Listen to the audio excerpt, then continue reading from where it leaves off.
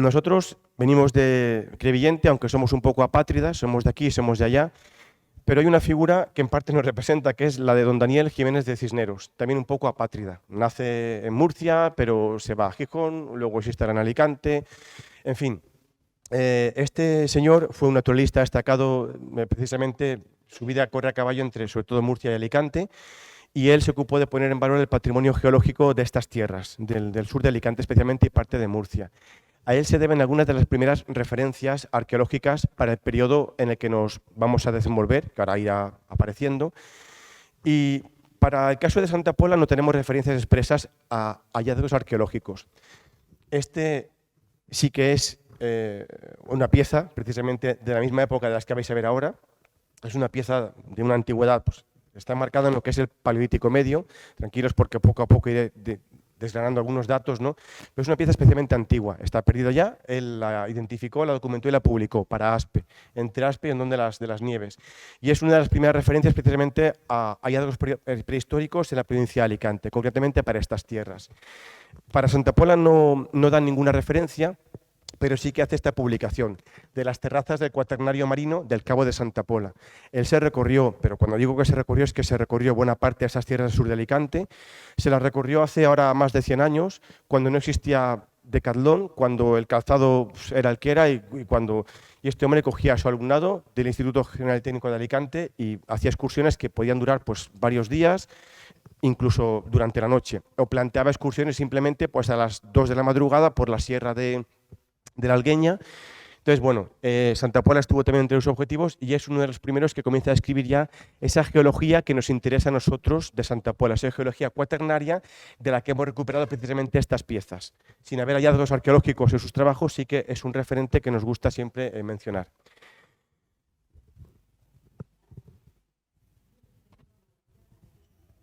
La cronología en la que nos vamos a desenvolver nos la da precisamente ya este geólogo francés, Christian Montenat, en su tesis, la tenéis ahí, la portada de la tesis, hace referencia al primer hallazgo arqueológico prehistórico de las tierras de Santa Pola. En realidad, cuando él hace referencia a ese hallazgo, la Cueva de las Arañas ya empezaba a conocerse y a sonar. Ya de hecho se había excavado en la Cueva de las Arañas, pero su referencia es a una pieza especialmente antigua, la pieza más antigua de la que teníamos constancia en ese momento para la Sierra de Santa Pola. Él encontró una pieza precisamente muy cerca de la Cueva de las Arañas, una especie de pieza apuntada, datada en el Paleolítico Medio. De nuevo la pieza ya no sabemos dónde está, en su día contactamos con él precisamente cuando hicimos los trabajos pero ya es un hombre de cierta edad, no vive aquí, y él identificó esa pieza indicando que se databa en el Paleolítico Medio. Para que nos hagamos una idea, el Paleolítico Medio es un periodo de la historia, de la prehistoria, que llega hasta hace aproximadamente unos 40.000 años. Hasta hace 40.000 años. Si ayer veíais en el Portus los últimos hallazgos que a mí me comentaba María José y me maravillaban porque realmente es una auténtica bomba, una novedad a nivel de la investigación, según me comentaba ella, y creo que no puedo decir nada más, pero todo eso que ella me comentaba ayer, claro, a mí me encanta porque me he formado trabajando ahí. Yo me he formado, por ejemplo, en Luquentum como arqueólogo también. Aquí hay compañeros con los que he compartido mis trabajos en el MARC. Y eso es, pues, por ejemplo, de hace unos 2000 años, ¿no? Pues lo que Christian Montenat está documentando no son 2000 años, son mínimo 40.000 años. Hay una expresión, quizá a veces puede resultar un poco coloquial, pero de uno de los investigadores de Atapuerca, de Nacho Martínez Mendizábal, que a veces pues, me gusta copiar, ¿no? Para que la gente se haga un poco más una idea. Él, en lugar de hablar de años, habla de euros. Entonces dice, bueno, no es lo mismo 2.000 euros que 40.000 euros. Pues esto es lo mismo. Christian Montenat nos da una referencia de como mínimo 40.000 euros o años. Algo mucho más antiguo que lo que estamos documentando del Portus. Que el Portus ya de por sí le da una importancia a Santa Pola que no tendría de otra forma. ¿De acuerdo? Porque el Portus es hablar de una ciudad romana, de las únicas 4 ciudades romanas que había en la provincia de Alicante, el Portus es la salida al mar, precisamente una de esas ciudades especialmente destacadas. Entonces, el Portus tiene una relevancia especial, mientras que para esto hablamos de una relevancia en otro sentido, en una escala más bien, si queréis, temporal.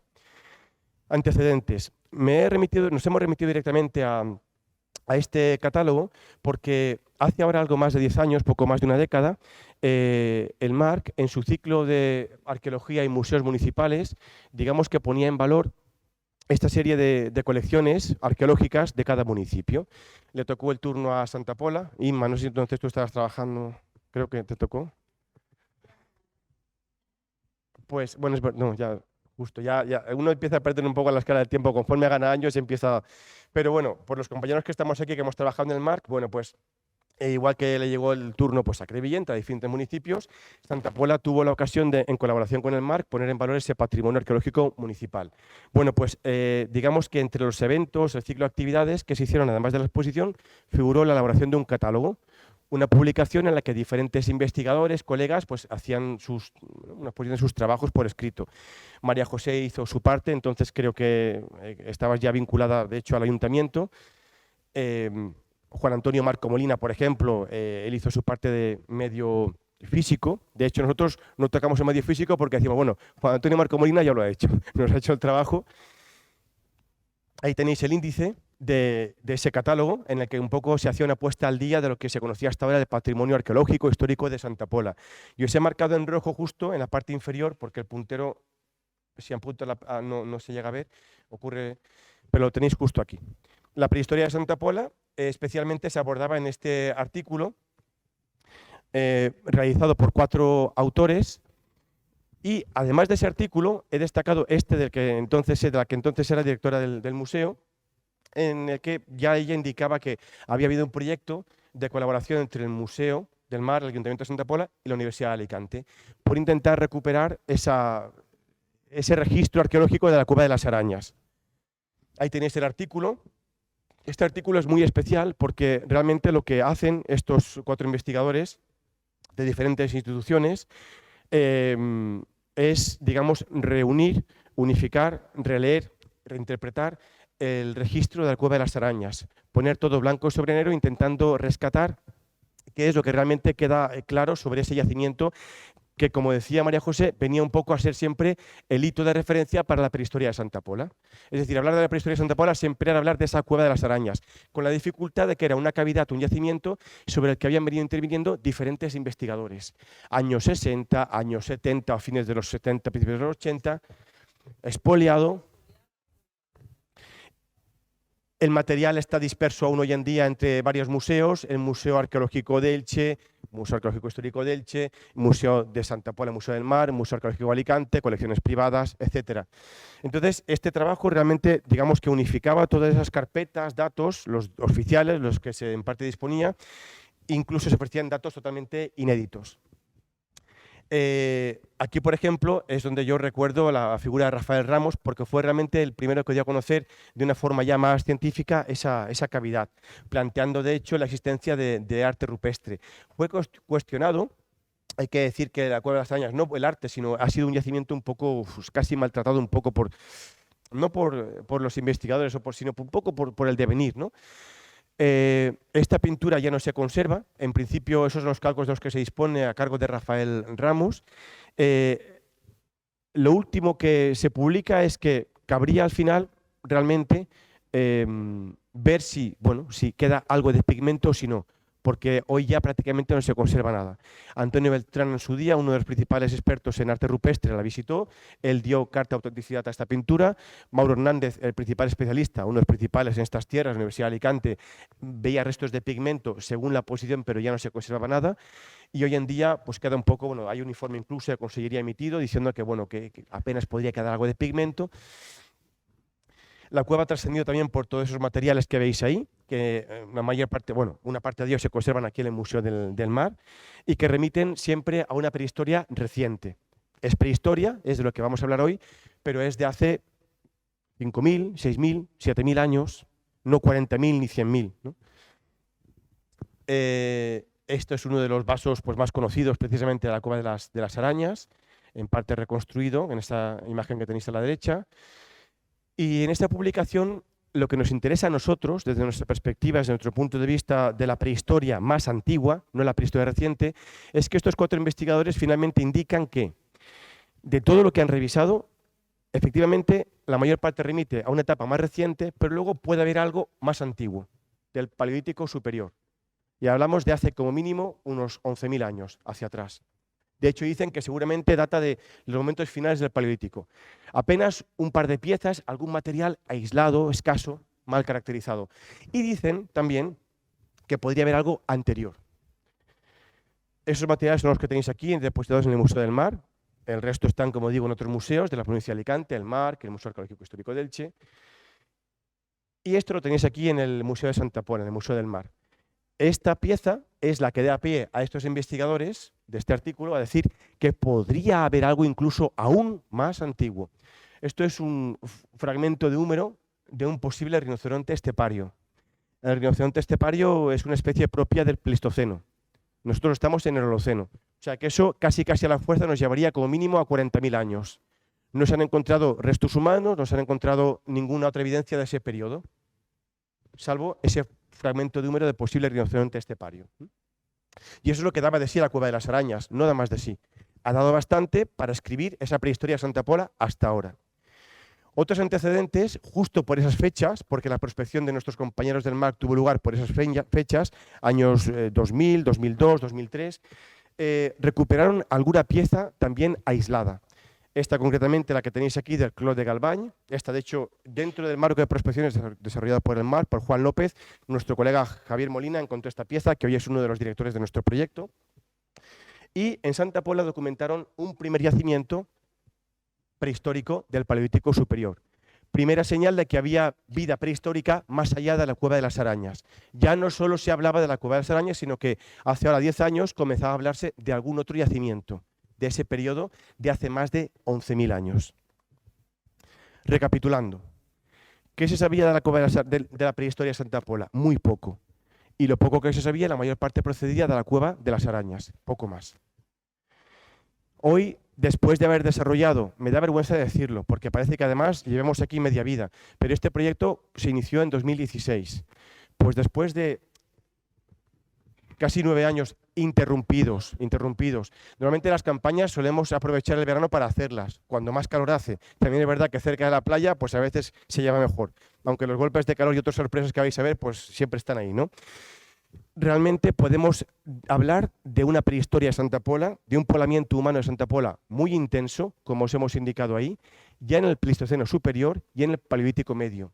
Lo que hasta ahora eran simples hallazgos puntuales, pinceladas, de Christian Montenat, de nuestros compañeros en el Clos de Galvany que encuentran una pieza, o de ese fragmento de húmero de rinoceronte estepario, ahora ya sabemos que no son hallazgos aislados.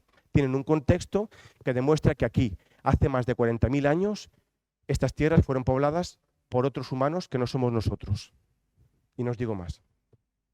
Este proyecto, por supuesto, tuvo que a la fuerza contar con los pertinentes permisos de consellería, es a lo que se refería María José, máxime nosotros que trabajamos o que en nuestro equipo hay técnicos y inspectores de patrimonio de consellería, tenemos casi como que dar más ejemplo que nadie, esperar a que lleguen los permisos y no recoger las piezas sin más, sino recogerlas acordes a un protocolo que es el que luego nos permite obtener toda la información. Lo primero que hicimos fue, pues eso, como dice la frase esa de a hombros de gigantes, nosotros no partimos de cero, fuimos ya a buscar donde Christian Montenat nos decía que podíamos encontrar. Y fuimos a ese rincón que para los que es de Santa Pola, pues todo eso sonará, la ermita. En la ermita Christian Montenat dice que allí encuentra esa pieza. Y lo primero que hicimos fue ir a la ermita. Las vistas, de luego, las primeras campañas de prospección eran una maravilla. Empezábamos a disfrutar de unas vistas realmente excepcionales. Decíamos, claro, es que esta gente aquí con estas vistas realmente disfrutaría del entorno. No se hicieron esperar los hallazgos. Y aquí tenéis la primera pieza. La primera en la frente. Esa pieza, de hecho, María José nos la ha preparado aquí. Luego la podréis ver. Esta pieza es una pieza excepcional. Y esta pieza es como... Son ejemplos que a veces me dicen, no pongas esos ejemplos porque eso está feo. Es como cuando yo me encuentro una botella de Coca-Cola de cuando yo era pequeño. Sé que no es de ahora. La tipología es de cuando yo era pequeño. Años 80, por no decir 70. Entonces, son piezas claramente que nos llevan a un momento muy concreto. Y esa pieza concretamente pues es como una especie de navaja suiza, una navaja multiusos. Es un útil pues, que sirve para los quehaceres cotidianos de estos neandertales de hace más de 40.000 años. Es una herradera que a la vez la aprovechan como núcleo. Digo que la aprovechan como núcleo y vosotros os quedaréis pues, con cara de decir, bueno, ¿qué está diciendo? Esta herradera está hecha sobre sílex. El sílex es un tipo de roca que en Alicante no es que abunde, pero se encuentra. En la Sierra Crevillente, por ejemplo, en ciertos lugares hay sílex y además de buena calidad. Pero aquí en Santa Pola no tenéis sílex. Tenéis un arrecife de coral fósil, una geología realmente extraordinaria, que es única, no lo digo yo, a nivel mundial. Una geología, creéroslo y decíroslo para adentro vosotros, tenéis una geología única a nivel mundial, pero sílex no hay. Es decir, estas gentes de la prehistoria que siempre iban buscando sílex, a Santa Pola no vienen a buscar sílex. Buscarían otra cosa. Cuando traen su navaja multiusos, lo que hacen es, en cuanto necesitan un poco de sílex, aprovechan al máximo la pieza que ya tienen, extraen otra lasca y obtienen otro útil.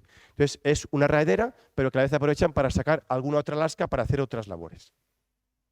No puedo resistir a por estas fotos que yo, mientras iba con el móvil, cuando iba prospectando, hacía. Esta foto, pues diréis, bueno, pues sí, pues esas terrazas son las que nosotros prospectábamos. Pero es que esta foto, no, me acuerdo de ese día perfectamente, ha habido más días iguales, nos dejaba ver hasta el Peñón de Ifac. O sea, hay días que son tan nítidos que ves Sierra Helada, Benidorm, pero esto desde Santa Pola. Realmente la nitidez a veces es increíble. Y los hallazgos continuaban justo por esa franja costera, hasta el punto de que el GPS, una vez volcábamos los datos, nos iba dejando ver una serie de concentraciones muy evidentes. Esta ya es una de las figuras de la publicación, del trabajo que ya hemos hecho, hemos publicado para Santa Pola, y que denotan que no es solo en un área de la Cueva de las Arañas, que toda la franja costera estuvo ocupada, fue transitada por estas gentes. Con esto nos gusta desterrar una idea, y es que pensamos que estas gentes vivían en cuevas, y todo lo hacían en cuevas. Pues no. Uno de nuestros colegas del País Vasco ha hecho hace unos años ya una conferencia que se llama Fuera de las cuevas. O sea, esta gente no vivía en cuevas, se refugiaba en cuevas, pero ocupaba un territorio que conocía a la perfección. Sabía dónde tenía puntos de aguada, dónde podía abatir las mejores presas, dónde encontrar materia prima, etc. Ocupaba un territorio realmente. Y esta es la mejor prueba. La franja costera, ojo, franja costera hoy, porque cuando esta gente ocupaba este territorio, la costa no estaba ahí. Esto irá cambiando con el tiempo y luego lo veremos. Diré lo justo para liaros lo justo. También en el interior de la Sierra de Santa Pola. Esta pieza realmente es excepcional. Si la otra lo era, esta os tengo que decir que para mí es especial. Es la joya de la corona. Me acuerdo perfectamente de... Sí, de hecho está ahí, pero vamos, yo quiero ni mirarla. Yo me acuerdo del día, son de esas cosas que a uno se le quedan grabadas. Y luego del día que fuimos el resto de compañeros para ya acabar de sacar la pieza y documentarla bien. Todo este trabajo fue de una primera fase que apareció recogida en una publicación científica en la revista Recerques del Museo de Alcoy. Esta publicación la hicimos, como ya María José y Ana comentaban, junto a un equipo de colaboradores, entre ellos, al margen de nosotros, de Javier, de Ana y un servidor, Josep Fernández Peris y Laura Horterano Piqueras, que son investigadores, concretamente él es director de la Cova del Bolomor. Esto dicho así, si me están grabando lo vais a ver, pues luego lo borraremos, pero es algo así como nuestra Atapuerca, la Atapuerca valenciana, aunque Atapuerca es inigualable y nunca vamos a encontrar, que sepamos hasta ahora, una Atapuerca, un yacimiento como Atapuerca. Pero es cierto que en tierras valencianas la Cova del Bolomor representa el primer poblamiento humano, el primer fuego de la península ibérica, por ejemplo. Bueno, pues el equipo de Bolomor vio lo interesante de estos hallazgos de Santa Pola, luego veréis por qué, y se prestó a colaborar con nosotros, a echarnos un cable para sacar adelante esta publicación. Ahí tenéis, la podéis consultar, está online, disponible. Se hizo un estudio tipológico, de distribución, el patrón incluso de ciertos aspectos de la industria lítica y los principales puntos de concentración de este periodo, el más antiguo, de hace más de 40.000 años. Una vez vimos realmente, se estudió la geología y la geomorfología, llegamos a la conclusión de que seguramente estos restos que se encontraron, que hemos documentado en ese área, aproximadamente podrían estar entre hace unos 70.000 a 40.000 años de antigüedad. Es imposible que fuésemos nosotros, que fuésemos humanos anatómicamente modernos. Para esas fechas, en estas tierras, solo había, que sepamos hasta ahora, grupos humanos, pero neandertales. Luego sabremos algo más sobre ellos. Y esta es la industria lítica, esta pieza ya ha aparecido, esta es otra, aquí tenéis un núcleo. Todo este material sé que María José os ha preparado justo ahí. Más material, todo esto son puntas, son apuntados, son puntas, pero puntas no de flechas, sino puntas de lanza. Las puntas de lanza son propias de los neandertales, las puntas de flecha ya es tecnología nuestra, de los humanos anatómicamente modernos, de los Homo sapiens, por decirlo de otra forma. Y esta es una de las joyas de la corona. Y esta es, otra vez, la otra. Sobre esta pieza se hizo un estudio traceológico desde el Laboratorio de Arqueología de la Universidad de Valencia. Laura Horterano Piqueras, especializada precisamente en ese tipo de estudios, hizo un detallado análisis de ciertas partes de la pieza, concluyendo que quedan pocas dudas para no decir que esto funcionó como una punta de lanza, una punta de pica, que iba engastada y va insertada en un mango de madera. Hay pocas piezas como esta, es una pieza de museo, de vitrina. Bueno, todo esto tuvo su repercusión, nos hicieron portada en el diario Información, tuvo cierta repercusión a nivel mediático y luego, gracias precisamente al apoyo del Ayuntamiento de Santa Pola, ya no recuerdo ni qué año era, creo que era el 2000, sí, mirad, mascarilla, está claro, ¿no? Vale. De hecho, el audiovisual se empezó a grabar antes de la pandemia lo paró y luego se siguió, esto era en verano, pero no estábamos con un poco Bueno, fuimos a grabar, como podéis comprobar, en verano y en invierno, antes de la pandemia, después de la pandemia, ahí está la Cova de las Arañes, la pasarela para tomar buenas vistas las vistas siempre excepcionales que acompañan a Santa Pola. Vinimos a grabar aquí en diferentes localizaciones al Museo del Mar, los materiales. Y este fue el resultado, ese audiovisual que comentaba María José. Catedrático de Prehistoria Mauro Hernández, otra persona que siempre ha apoyado el proyecto, junto a Virginia Barciela, compañera doctora de la Universidad de Alicante, que también tuvo bien, con ese carácter especialmente divulgativo, ayudarnos un poco a realizar este trabajo, ¿no? En poco tiempo, para sorpresa nuestra, porque esto no nos suele pasar, y no lo digo pues porque las cosas pues hay que decirlas, ¿no? Se llegó a más de 14.000 visualizaciones. Realmente, cuando hacemos este tipo de iniciativas audiovisuales, pues tienen un mínimo de recorrido. No gran cosa, pero este nos sorprendió. Algo hubo ahí que realmente pues, hizo saltar un poco todas las... De hecho, si pincháis en vídeos populares, como dice María José, tiene más de 15.000 visualizaciones. A ver, esto para un youtuber que se dedica a eso, influencer, que es de risa, pero para nosotros realmente pues, nos sorprende, ¿no? Luego tuvo, y sobre todo siempre de la mano de María José, del Ayuntamiento, cierto recorrido en medios de comunicación. María José, ¿te acuerdas la entrevista que planteaste hacer en el FAR? El periódico. En redes sociales, María José, incansable, hasta hoy cuando veníamos para acá. Oye, que sí, que vamos a ver si se llena el esto, porque la lluvia ha hecho que no tal. Pues veo que al final María José ha conseguido que casi. Redes sociales. Oye, que vamos, María José es incansable. Yo a veces digo, no sé, no...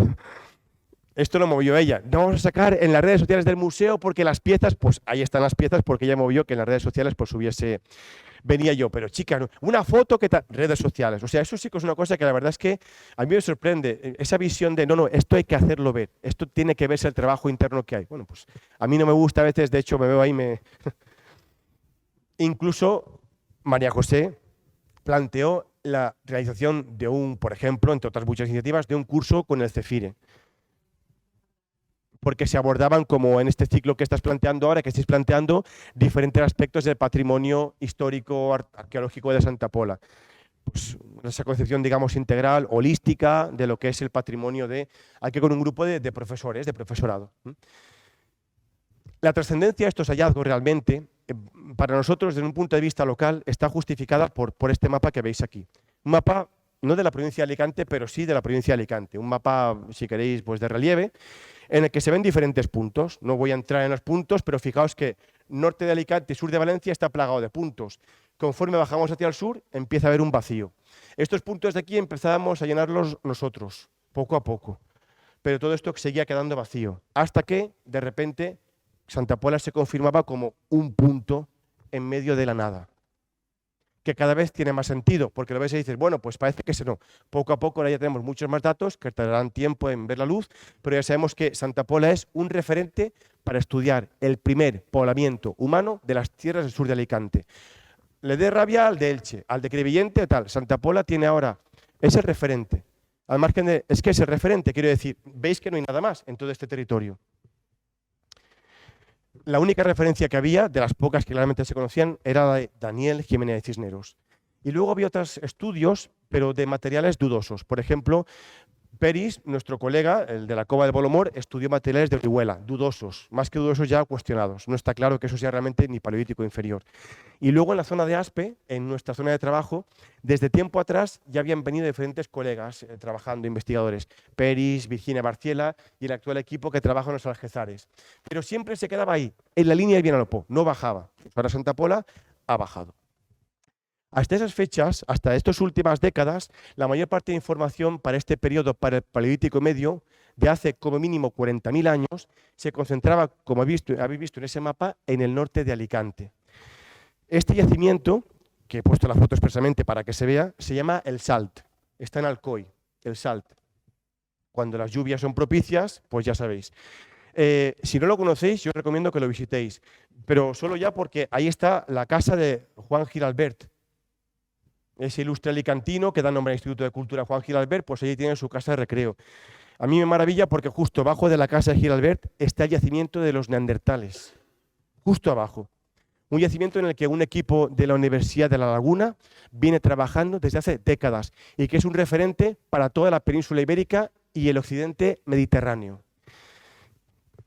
Ahí tenéis a Cristo Hernández, director de los trabajos, hasta hace muy poco también con Bertila Galván, dos canarios que han consagrado su vida a esa investigación, a ese yacimiento. Ellos son, digamos, nuestro referente, nuestro apoyo para poder realizar aquí estos trabajos. De hecho, hoy estábamos entrevistando a Cristo para un audiovisual que queríamos hacer, que la pandemia también trastocó y demás, pero bueno, estamos trabajando en ello, poco a poco. Ahí está el Salt, el yacimiento del Salt. Aquí está la casa de Giralbert y justo aquí abajo estos sedimentos son los que precisamente ocuparon estos neandertales. Digo sedimentos que ocuparon estos neandertales y digo sedimentos, quedaos con la palabra sedimentos. Estos neandertales pasaron por aquí, insisto, como mínimo hace 40.000 años. Los restos de ellos, por lo general, tenéis que pensar que es difícil que se conserven. Para empezar, porque hace 100 años en España había la mitad de población, más o menos. Hace 200 años había mucha menos población. Hace 2000 años la población era mucho más reducida. Es decir, había poca gente habitando ese territorio. Y la densidad de población era muy baja. Uno podía ir de la actual Murcia a la actual Alicante, que no existían, sin encontrarse a nadie. Era un territorio en el que podías transitar sin encontrarte a nadie. Muy poca gente, muy pocos restos se van a conservar. Y aparte, si la tierra es ácida, pero Valencia ya debía ser que Valencia ya era capital en la prehistoria, porque para Valencia sí que encontramos restos neandertales fósiles. La Cova Negra de Xàtiva es todo un referente, una calota craneal de Neandertal. Otra calota craneal de la Cova del Bolomor. Un molar de la Cova del Bolomor. Todo esto de Valencia. Y diréis, bueno, ¿y en Alicante no se han encontrado restos de neandertales? Sí. Algunos dientes, ya está. Algunas muelas, algunas piezas dentales.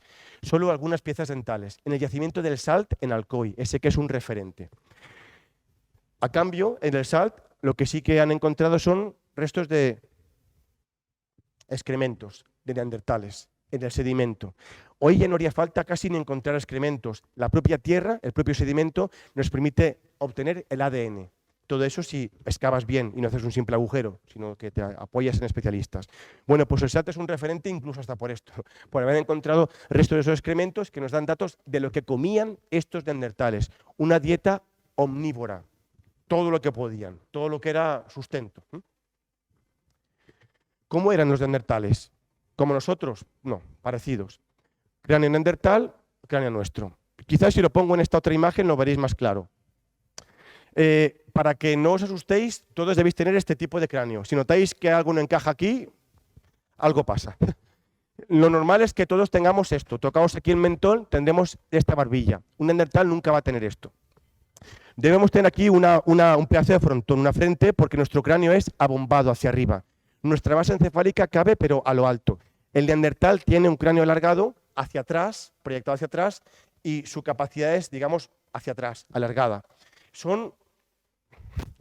Me gusta emplear expresiones coloquiales, pero luego me riñen, más cabezones que nosotros si cabe. Tienen una capacidad craneana de media un poquito mayor, pero insisto, hacia atrás.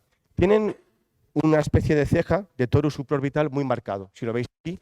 En cambio, tienen un prognatismo mediofacial, o sea, tienen esta parte de la boca proyectada hacia adelante. O sea, que solo a nivel de cráneo tienen ciertas diferencias. Por no hablar del esqueleto postcraneal. Son un tipo esquelético humano mucho más robusto, con fuertes inserciones musculares, es decir, tienen en los huesos unos orificios donde se insertan los músculos más marcados que los nuestros. Se supone que para soportar una musculatura algo mayor. Un tipo humano en general más ancho de caderas y más robusto. Ahí lo tenéis, en una de esas recreaciones. Si os fijáis, bueno, al margen de las arrugas o de los datos más anecdóticos, esa frente siempre huidiza, ese torus supraorbital muy marcado. Este es el neandertal emplumado ya célebre, es una reconstrucción de un italiano. Se hace así precisamente para indicar que no eran simples primitivos, bestias, sino que se han encontrado evidencias de que tenían un comportamiento humano complejo, simbólico. Se han encontrado evidencias de que tenían o empleaban incluso elementos de adorno, pigmentos. Si emplean eso es que, bueno, no son simplemente animales sino que tienen una sensibilidad y un comportamiento simbólico. Este es un individuo masculino y ahí tenéis un individuo femenino, pero quizá mejor verlo en perfil, porque ahí veis el torus supraorbital, la frente huidiza y sin mentón. Quizá disfrazado con un traje como en este museo de Alemania, pues para ser un poco inadvertido en el metro o en el autobús. Todo esto es lo que sabíamos hasta ahora. En esa primera fase llegamos a la conclusión de que estos humanos neandertales hace como mínimo 40.000 años ocuparon Santa Pola. Ha habido más, está habiendo más sorpresas y eso es justo lo que decía María José. Ahora mismo estamos trabajando, estamos cerrando un ciclo en un municipio en Albatera y estamos ya abriendo la caja de Pandora para la siguiente fase de aquí, de Santa Pola. Ya habíamos venido trabajando para estas tierras del sur de Alicante y lo que pasaba es que en Santa Pola no veníamos realmente, no intensificábamos el trabajo porque en la Sierra de Santa Pola, como os hemos dicho, no hay sílex. Si no hay sílex, intuimos que esta gente aquí no venía a buscar sílex, a fabricar herramientas. Por tanto, Santa Pola está un poco como dejada de lado de nuestra mano, ¿no? En cambio, todo esto que veis aquí de Alicante, Santa Pola está aquí, sí que son afloramientos de sílex. Ahí se venía centrando nuestro trabajo. La Sierra de Crevillente, Sierras de Algayat, todos esos puntos eran puntos y yacimientos vinculados a la manipulación de sílex. Como Santa Pola no tenía sílex, pues aquí lo dejábamos un poco de lado. Estas son publicaciones que ya hemos venido haciendo. Ese es el sílex que hemos estudiado en otros puntos del sur de Alicante, un sílex que se talla con una calidad realmente excelente, el sílex veleta, se ha analizado, pero todo eso aquí en Santa Pola no lo encontrábamos, como tampoco ellos. Aquí no venían a buscar sílex. Era algo que nos faltaba. Decíamos, que aquí en Santa Pola... Lo curioso es que otra vez empezamos a pinchar en Santa Pola, empezamos a encontrar restos. Y nuestra sorpresa es que aquí no hay sílex. Por tanto, aquí debían venir a buscar otro tipo de recursos, de elementos. Todo esto, como sabéis, es una vista no satelital, sino de relieve, como si fuese un LIDAR, de la red hidrográfica, esos barrancos que jalonan la Sierra de Santa Pola, que es un arrecife de coral fósil de hace 5 millones de años, un arrecife de coral en el que luego la erosión posterior ha ido horadando estos barrancos, ¿de acuerdo?, que serpentean y que van abriendo esa red hidrográfica, por donde cuando caen tormentas como la de hoy, el agua va evacuando hacia el mar. Barrancos especialmente intrincados en los que, bueno, a veces pues es divertido meterse, pero a veces pues en verano es un poco complicado. Y hay zonas de barrancos que ya son más intrincadas en las que a veces cuesta realmente abrirse paso entre rocas y vegetación. Esta foto mi compañera Ana no sabía que estaba, pero bueno, la he puesto porque pasábamos calor y frío. Es decir, hemos estado también prospectando en invierno y en momentos pues, en los que el frío no acompañaba. Las vistas realmente a veces eran realmente excepcionales. Esto es algo que a mí solo me pasa en Santa Pola. Encontrar estas vistas saliendo de un barranco y de repente verte esa imagen, que es una postal, realmente en Santa Pola, el entorno paisajístico, mientras lo podamos aguantar y no la acabemos destruyendo, es una auténtica maravilla. Ojo porque, correcto, esto es una víbora de la Sierra de Santa Pola. Yo nunca he visto ninguna. La única que he visto ha sido aquí en Santa Pola. Esta ya estaba muerta. Sé que es venenosa. ¿Vale? Ya el que debió verla antes dijo, esta víbora me la... Entonces yo consulté en su momento con mi herpetólogo de referencia, de cabecera, David Bento, y me dijo, es una víbora, cuidado, Dani, no, está muerta. Le hice la foto porque realmente me llamó la atención hasta que confirmaron que efectivamente era una víbora. Esta es del Barranc del Salt, de hacía unos años. La única que he visto en mi vida, y yo he pateado la sierra no poco. Y esto es lo que encontramos. Cavidades que en algunos casos son muy, muy evidentes, tanto que es que subes y ahí está la cavidad, incluso en ocasiones pues los restos, ¿no? Cavidades de menos desarrollo, simples abrigos, ahí lo tenéis también, por ejemplo. Vamos a intentar no revelar ubicaciones y que, bueno, pues no se puedan situar. Otras ya empiezan a ser un poco más rebuscadas. Tienes que llegar al punto para ver la cavidad, el abrigo. Ahí está. Otras cavidades un poquito incluso más pequeñas, pero que arrojan información a nivel arqueológico. Otras que ya dices, bueno, ¿esto será o no será? Tienes que subir y cuando subes te encuentras que han echado restos de tierra que están tapando los restos arqueológicos que justo allá abajo. Y luego nos pasa mucho en Santa Pola lo siguiente. Encontramos abrigos o cavidades que ya casi están dejando de existir. El abrigo es esto, mejor dicho, era esto. Estos bloques se han desprendido. La geología de la Sierra de Santa Pola es muy peculiar. Es, insisto, un arrecife de coral fósil de hace 5 millones de años. Esas rocas son muy endebles y frágiles y se van deteriorando con la erosión diferencial. Y finalmente la visera suele desplomarse. Muchas veces ya no está el abrigo, encontramos bloques desprendidos. ¿Y cómo sabemos que funciona como un abrigo? Porque están aprisionando un relleno que empieza a liberar ese material arqueológico. Ahí tenéis otro ejemplo. Abrigos prácticamente inexistentes. De hecho, aquí en Santa Pola nos hemos inventado un término para la arqueología de Santa Pola y es que son abrigos fantasma. No están, pero tienes el material arqueológico. La visera se ha desprendido, los bloques están ahí y por suerte esos bloques aprisionan parte del relleno con el sedimento que tiene el material arqueológico. Luego nos pasa que dices, allí seguro que... y vas allí y no hay nada. El primer día, el segundo, el tercero, y cuando ya un día dices, pues ya, y resulta que sí, a veces sí que... Y sobre todo, insisto, todo esto se encuentra en esa serie intrincada de barrancos, no sé si ahí veis algo. Nuestro trabajo, sobre todo inicialmente, consiste en esto, no sé si ahí se ve algo, pero justo ahí tenéis esas piezas. Esas son las pistas que nosotros seguimos. Una lasca, perfectamente tallada en sílex, un material que no se encuentra aquí en la Sierra de Santa Pola y el abrigo está ahí. Ya no existe. Un abrigo fantasma de la Sierra de Santa Pola. Bueno, abrigos fantasma hay unos cuantos en Santa Pola. Este término no lo digáis, pero es que lo hemos acuñado justo para aquí. Nos vuelven locos porque el abrigo no está, pero... Y luego ya te encuentras pues, abrigos que aún hoy en día siguen teniendo cierta ocupación humana. La presencia humana sigue existiendo. Ahí está la sillita, las escaleras para subir. ¿Vale? Y luego hay abrigos muy especiales. Tan especiales que uno recuerda el primer día que llegó ahí porque llegó pero rodando. Porque esa ubicación es un poco a veces pues, complicada, ¿no? Ahí no lo veis el abrigo. Ahí veis un detalle. Esto es casi un estromatolito. Esto es parte de ese arrecife de coral fósil. Una roca muy endeble que se desploma. Se desploma y el bloque cae obstruyendo la cavidad, la boca de la cavidad, que está ahí, además tapada por vegetación.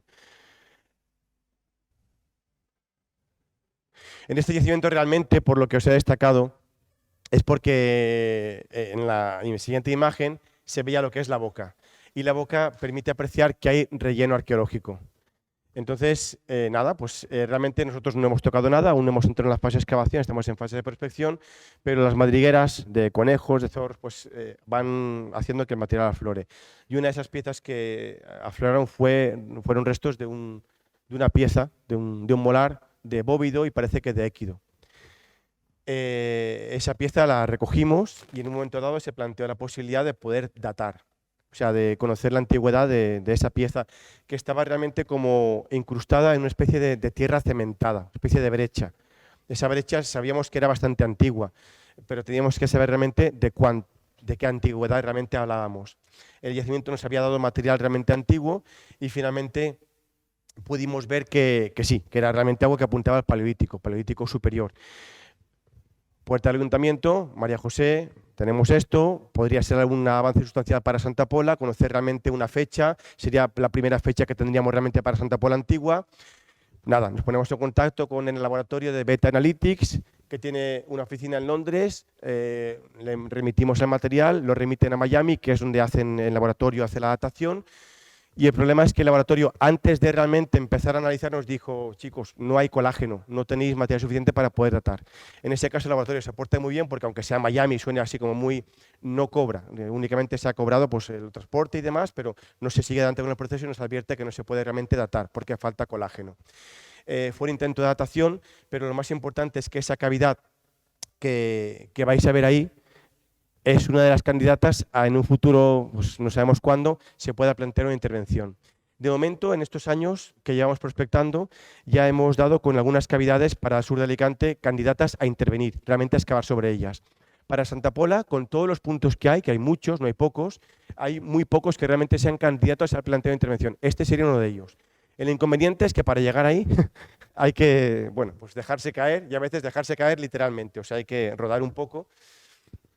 Y bueno, pero que es un yacimiento interesante realmente por eso. Es muy modesto, ese casi ni nos preocupa porque sabemos que solo gente un poco, pues como nosotros, gente un poco alocada, se va a dejar caer por ahí para encontrar algo que a lo mejor pues no va a haber, ¿no? Junto a ese tenemos otro yacimiento que también quiero, ahora justo ya está por ahí está.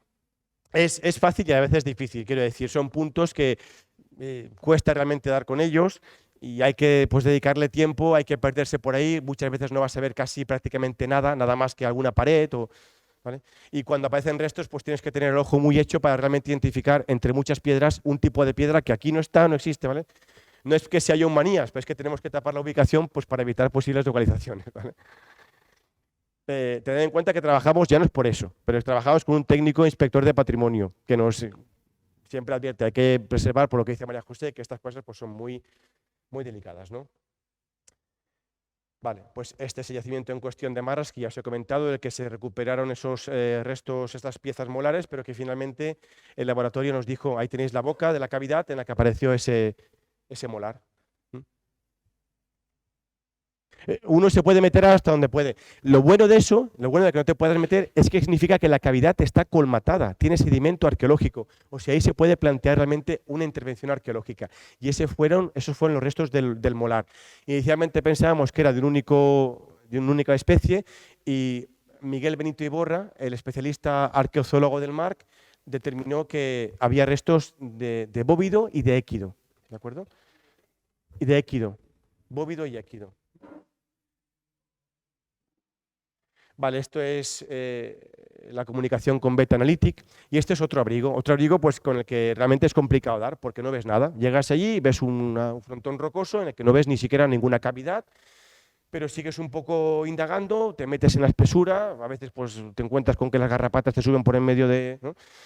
Pero una vez superas esas barreras, te encuentras con algo especial, que es lo que veis ahí. A priori no veis nada, pero si yo ahora hago esto, ya os marco algo. Esto es una cosa, círculo amarillo, esto es otra. El círculo rojo está marcando una pieza de sílex.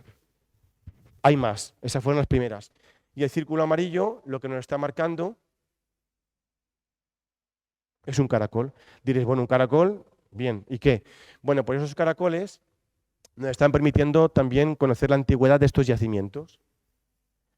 Porque en el laboratorio de estratigrafía biomolecular, un equipo de ingenieros de minas de la Universidad Politécnica de Madrid, uno de los únicos 7 laboratorios del mundo que aplican esta metodología, cuando no se pueden aplicar otras, aplican un método que se llama, yo no soy de ciencias, me lo sé de memoria, pero de repetirlo, un método que se llama racemización de aminoácidos. Y a partir de esas muestras que le remitimos de esos gasterópodos, de esos caracoles, nos dicen la antigüedad en la que nos encontramos. Ya hemos aplicado ese método para otros yacimientos de la provincia de Alicante, del área en la que estamos trabajando, del sur de Alicante. Ahí tenemos una batería de dataciones. En este caso no son de Santa Pola, pero Santa Pola ya está en el punto de mira para ser el siguiente que se vaya a aplicar, puesto que nos falló el otro método, la otra vía. Y aquí tenéis al equipo sonriente después de obtener esa batería de dataciones. Yolanda Sánchez Palencia, José Eugenio Ortiz, que es nuestro contacto, y Trinidad Torres, que es del equipo de Atapuerca, uno de los pioneros que realmente comenzó allí a recuperar esa fauna de Atapuerca. Va un poco despacio el cursor, así que no quiero colapsarlo. Quizás esto ralentice un poco más la... Vale, seguimos trabajando actualmente, sobre todo una fase que es la fase ya de documentación. Hemos documentado muchos abrigos, pero ahora tenemos que realizar un trabajo realmente, pues eso, de realizar secciones, plantas, la planimetría. Aquí tenemos a Adrián Riquelme Gui, ingeniero geólogo de la Universidad de Alicante, quien, bueno, pues es otra persona que yo no sé si decir que es un bendito, porque no sé cómo nos aguanta. Ahora os contaré, ese equipo es el que tenemos que llevar a cuestas. A veces llegas con el coche y casi no te cuesta mucho, aunque siempre cuesta un poco, pero otras veces los yacimientos ya están en pendiente. Y a veces, pues en verano tienes que empezar pues a media tarde, a eso de las 6, 6 y media, 7, y eso implica que empieces ya tarde. Adrián tiene familia, mujer, tiene 3 hijos, pero A veces nos hace de noche. Lo bueno de esto es que entonces te entretienes viendo cómo el escáner va lanzando el haz de luz y dices, mira qué bonito, haces vídeos y luego queda muy bien las conferencias. En este caso no ponemos el vídeo porque si no el tiempo ya... Y además es un PDF, el vídeo aquí no funciona. Pero aseguro que de este día yo no me olvido y Adrián tampoco, porque la bajada fue muy especial. No voy a dar detalles, pero ese es Adrián ya justo antes de bajar. Aún estaba entero y no había perdido el reloj, pero bueno. Se hizo de noche, sí, eran las 10:30 pasadas. Con eso lo digo todo. El resultado vale la pena. El resultado porque, ¿qué es lo que nos permite el trabajo de Adrián con ese escáner láser terrestre? Nos permite obtener un modelo digital. Diréis, bueno, no es muy bonito. No buscamos que sea bonito, buscamos que sea perfecto. Este trabajo del escáner láser de Adrián Riquelme-Gui de la Universidad de Alicante nos permite obtener en muy poco tiempo, en tiempo récord, aunque empecemos a las 6 de la tarde, acabamos a las 10 de medianoche, nos permite obtener un modelo en 3D perfecto.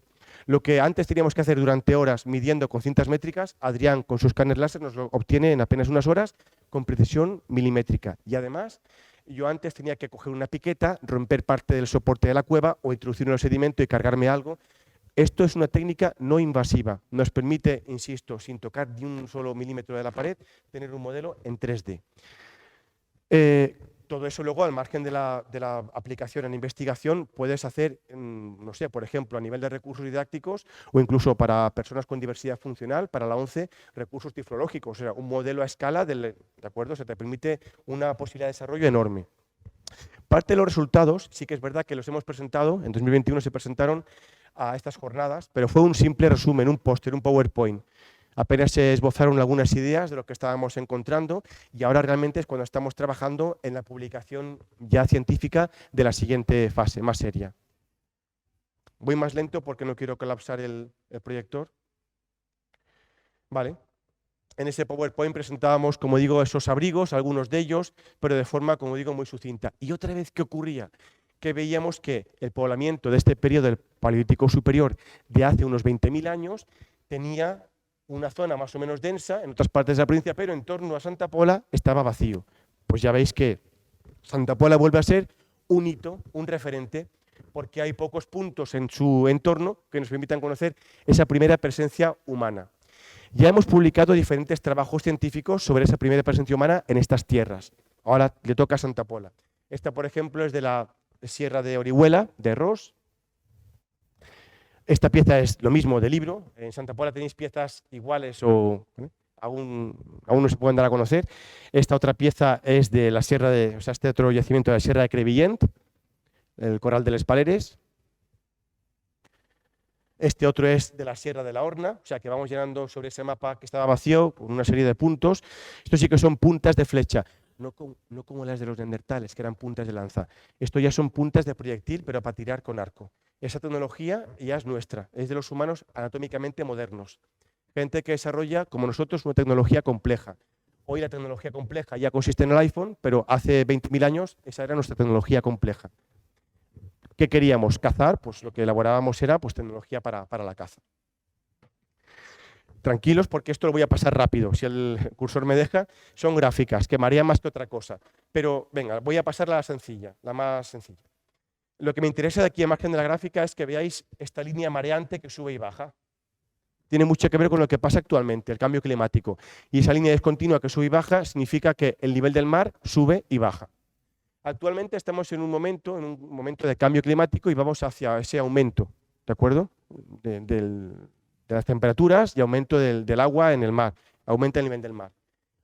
Aunque realmente estamos en un periodo interglaciar. Dentro de X mil años volverá una glaciación. Esto es cíclico, ¿de acuerdo? O sea, esto es geológicamente la Tierra funciona así. Pero hace 20.000 años, justo el momento en el que estas tierras fueron ocupadas por vez primera por gentes como vosotros y como yo, justo hace 20.000 años, estas gentes lidiaron con este momento. Un momento en el que las temperaturas fueron especialmente bajas, temperaturas especialmente frías. Fue el último máximo glacial, el momento más frío de los últimos miles de años, de los últimos milenios. Tanto es así que cuando estoy dando clase a los chavales digo, ¿os suena la película de Ice Age, la 1, la 2, la 3? La película de la del hielo está basada justo en ese, porque además en ese periodo aparece fauna de clima frío, que es la que es característica de ese periodo. Sí. Vale. ¿Qué ocurre en ese periodo? Pues ocurre que al bajar las temperaturas, el ciclo del agua no se completa como se completa hoy. El agua se evapora de los mares, de las masas de agua, océanos, y no retorna en estado líquido, se queda en estado sólido en los casquetes polares, aquí el casquete polar del norte, y en las montañas, en los valles glaciares. Cada vez el casquete polar se extiende más, tanto que empieza a cubrir buena parte de los países del norte de Europa. Y todo esto es permafrost, permanentemente congelado, tierra que excavas un poco y ahí está lo que ocurre hoy en Siberia, básicamente. ¿Eso qué implica? Que el nivel del mar, el mar cada vez se vacía más, el nivel del mar baja y cada vez hay más tierra al descubierto, justo al revés de lo que está ocurriendo hoy. Teóricamente sube el nivel del mar, cada vez más tierra sumergida. Hace 20.000 años, toda esta franja de tierra que tenéis aquí, que está en rojo, era la tierra emergida. Diríais, bueno, vale, pues tampoco nos afecta. No, aquí sí que nos afecta. Porque aquí la playa no estaba donde está hoy. Santa Pola no era municipio, ¿de acuerdo? De haber existido Santa Pola en aquellas fechas no tendría playa. Lo siento, pero Benidorm tampoco. Y Tabarca, si me deja el cursor, esta imagen es de José Enrique Tenmanclús, un geólogo de la Universidad de Alicante que ha estudiado por batimetría la reconstrucción de la paleocosta y al que queremos fichar a toda costa para que nos ayude en esta siguiente publicación. En teoría está medio apalabrado, pero tenemos que acabar de convencerle. No sé si una buena paella que la María José... Creo que está convencido, pero bueno. Que le dé ahí al... ¿Me está preguntando por quién? Fechas, las tenéis aquí, perdón, yo ahora las digo.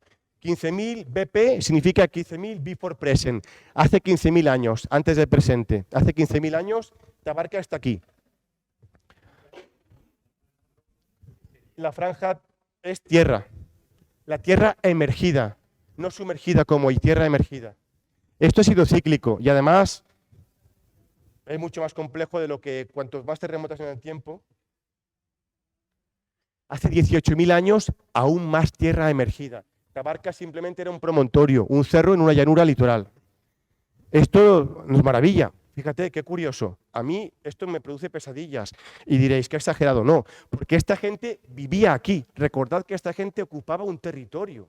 No vivía en cuevas, se refugiaba en cuevas, pero ocupaba un territorio. Ese territorio estaba lleno de vestigios de esta gente y se han perdido. Yo como arqueólogo ahí ya no puedo encontrar nada. Está bajo el nivel del mar. Para mí es una pesadilla, porque buena parte de la información de este territorio ya no existe. Está bajo el mar o se ha perdido. Para que veáis un ejemplo de eso, esto es un esquema, pero real, basado en un esquema que ahora vais a ver. Esto es la gruta Cosquer, en el sur de Francia, en la costa de Marsella, Niza. La gruta Cosquer hoy está sumergida, tiene un efecto sifón aquí. Ya se han dejado la vida, creo que son 2 buzos para acceder ahí. Solo acceden buzos y arqueólogos, o sea, gente que le gusta el riesgo. Le doy aquí. Eso es el interior de la cueva Cosquer. Diréis, bueno, una maravilla a nivel de formación de estalactitas. Pues la maravilla, además, viene de la mano de esto que veis aquí, y aquí su descubridor. Esa cueva hoy está, como digo, bajo el nivel del mar y tras pasar un sifón puedes llegar y ver esas auténticas maravillas. Una capilla sistina del arte prehistórico, que hoy está, pues como están buena parte de los yacimientos, sumergidos bajo el nivel del mar. Esta era la imagen que esta gente conoció en el norte de Europa y hasta buena parte de Centro Europa. Esta gente, aunque el ser humano es uno de los únicos seres vivos que está... ¿Que me lo pegue? Ah, que me lo separe. Gracias. Esta gente huía de esos paisajes y lo que buscaba era refugiarse en zonas que se conocen como refugios climáticos. Es decir, ¿qué buscaba? Buscaba la península ibérica, la península itálica, la península del Peloponeso, buscaba zonas que desde un punto de vista climático fuesen más cómodas para vivir. Por eso, a partir de estas fechas, empezamos a encontrar en esas tierras del sur cada vez más puntos de hábitat. Y la Sierra de Santa Pola, en ese caso, es un ejemplo paradigmático, porque de haber una evidencia aislada en la Cueva de las Arañas, estamos encontrando toda una red de puntos que jalonan los barrancos de la Sierra de Santa Pola, como en muy pocos lugares y sierras del sur de Alicante estamos encontrando. Esto es objeto de publicaciones, incluso a nivel divulgativo, en rtv.es, el único lugar de Europa donde se pudo soportar el máximo glacial. Uno guayago de entrañas rituales. Y esta es la fauna de clima frío con la que esta gente convivió. Yo no exagero un ápice. Aquí todo lo que estamos poniendo está basado en hechos reales como en las películas, cuando lo advierten. Mamuts no había aquí, pero sí que había en el tercio norte de la península ibérica. Esto es rinoceronte lanudo, no el mismo que se encontró aquí en Santa Pola, que era el rinoceronte estepario, posiblemente, no está claro. Esos animales se están encontrando, por ejemplo, en Siberia, en el permafrost de Siberia. Crías de mamuts, cachorros, pero es que estas gente están pintando ese rinoceronte lanudo en sus cuevas. El arte rupestre refleja esa fauna de clima frío. ¿Esto qué os parece? Decid la verdad, ¿qué animal es ese? ¿Qué animales son? Parecen leones. Son leones. Diréis, ¿pero leones fríos? No, leones de las cavernas, leones propios de clima frío. El león de las cavernas, la pantera espelaea, que es como se llama, hemos encontrado cachorros, crías de leones de las cavernas en Siberia. Pero es que esta gente los está pintando. Para que os hagáis una idea, esta es la pantera espelaea, el doble que un león actual, el doble de tamaño. Se le habla de megafauna, se habla de esos mamuts, de esos rinocerontes o de esos leones, o también osos de las cavernas, Ursus spelaeus, oso de las cavernas, que también reflejan en su pintura, en su arte rupestre, un detalle de ese oso de las cavernas. Y es que es el momento de la eclosión del arte. Este momento de fríos máximos es el momento en el que se está pintando en Altamira. Pero un momento, Altamira no es que lleguen allí, pinten un año y se van, no. Allí pintan durante milenios, durante miles de años. Empiezan a pintar hace casi 35.000 años y siguen pintando hasta hace 15.000 años. Era una cueva santuario y eso ocurre con otros muchos lugares que también tenemos en Alicante, pero son muy poco conocidos. En Alicante tenemos yacimientos con arte rupestre de este periodo, de lo más antiguo que hay. Esto es interesante porque que sepamos hasta ahora, aunque ahora empieza ya a cambiar el paradigma, pero que sepamos hasta ahora, los neandertales hasta ahora no sabemos que lo hicieran seguro. Nosotros sí. Y esto es lo que nos define a nosotros como somos. Un neandertal, que sepamos, nunca llegó a hacer este tipo de motivos. ¿De acuerdo? Pensad que en la Cueva de las Arañas, como comentábamos antes, hay arte rupestre. Aquí en nuestras prospecciones no hemos encontrado arte rupestre, pero sí que hemos encontrado ocre. Y esta pella de ocre, bueno, la foto es mala porque fue una foto de batalla, está desgastada. O sea que emplearon pigmentos. ¿Para qué? Blanco y en botella, pero vamos, no voy a decirlo yo. Vale, ¿quiénes fueron los autores de este arte? ¿Quiénes fueron los primeros protagonistas de este primer poblamiento humano que tenéis aquí en Santa Pola? Como os decía antes, hace 100 años en España había la mitad de población y en la prehistoria muy pocos efectivos. Apenas eran grupos que funcionaban casi como pequeños grupos casi familiares de 20, 30, 40 personas. En Alicante solo hemos encontrado restos de apenas 2 individuos. Hay alguno más, pero aún no se ha publicado. El cráneo de una mujer y el cráneo de un niño, que proceden de Cova Benito en Muro de Alcoy. Los podéis ver en el MARC, los únicos restos humanos de este periodo de hace 20.000 años aproximadamente. Solo esos 2 restos humanos. ¿Queréis saber cómo eran realmente? ¿Os los podíais imaginar? Morenos, de piel morena. Los primeros seres humanos modernos, como nosotros, que son nuestros antepasados, no son antepasados directos, sí que son humanos anatómicamente modernos. De ellos, de lo que nos queda hoy en nuestros genes de ellos, hay muy poco, ¿de acuerdo? O sea que no son antepasados directos.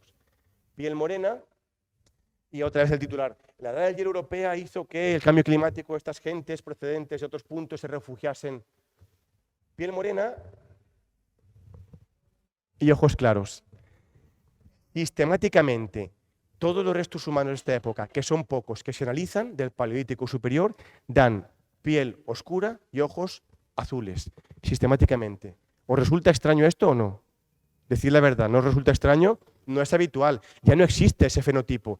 Ya no encontráis a gente de piel oscura y ojos claros, no se encuentra, salvo que pasen cosas que a veces pasan. Este es otro, este otro se le llama el primer británico, el hombre de Cheddar, y este es el de La Braña, en León, en el norte de la península ibérica. A veces encontramos actualmente gente con esta pigmentación oscura, pero es que aquí hemos hecho trampa, hemos mezclado a un africano, a un descendiente de los esclavos que llevábamos a África, con un irlandés. Y además hay antepasados cherokees, estos indios de las praderas, con lo cual este tiene una mezcla de estas, pero este fenotipo ya no existe entre nosotros. ¿De acuerdo? Asociamos la piel blanca, ojos claros, pero sistemáticamente estas gentes eran así. Piel oscura, ¿de acuerdo? Bien, y estas, con esto ya creo que vamos acabando, si no me equivoco, no son las únicas evidencias. Hasta aquí os hemos contado el grueso. Lo siguiente que vamos a publicar es esto. Todas las evidencias que hemos encontrado en este periodo hace unos 20.000 años.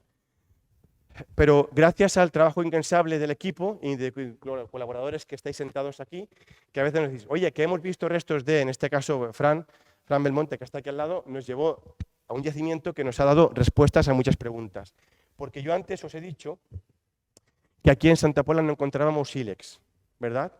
No venían a buscar sílex. ¿Qué pensáis que buscaban aquí entonces en Santa Pola? Algo que no podían encontrar, por ejemplo, en la Sierra de Crevillente, tierra adentro. Aunque el mar estuviera lejos, el mar estaba más o menos cerca. Aquí sabemos que había una sierra con una zona en la que tenían pues, recursos forestales, caza, fauna que estaba en el bosque, ¿no? Podían cazar cierto tipo de animales que no... Pero es que además sabemos que había zonas lacustres, zonas inundadas. El entorno costero, Clos de Galvany, podía haber funcionado, pero es que el mar no estaba del todo lejos y les ofrecía posibilidades de marisqueo, de comer moluscos, de consumir. O sea que les ofrecía muchos recursos bióticos más variados que no en el interior. Sílex no, pero sí, sílex sí. Santa Pola también les ofrecía materia prima. De la mano de uno de nuestros colaboradores nos llevó directamente a un lugar donde encontramos esa pieza.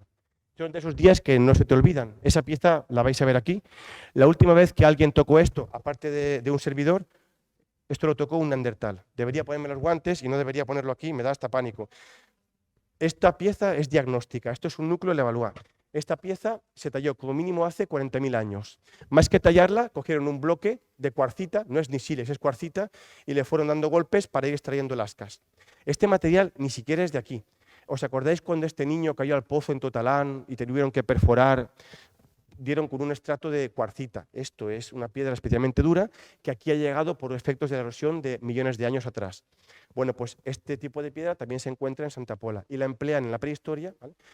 La Sierra de Santa Pola, hasta ahora nos explicaba la prehistoria de Santa Pola. Pues ahora hemos hecho zoom, hemos abierto las miras y hemos visto que otros puntos de Santa Pola siguen dando mucha información y, por tanto, Santa Pola se está convirtiendo hoy por hoy en un referente para conocer, estudiar y explicar el primer poblamiento humano del sur de Alicante.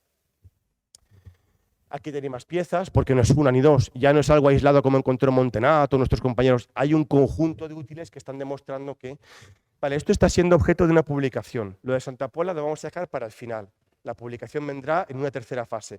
Pero estamos trabajando en una publicación que hoy hacíamos la broma, porque el artículo se presentó en inglés y ya ni nosotros lo entendemos. Lo tiene que traducir un compañero y ya no sabe ni lo que están diciendo.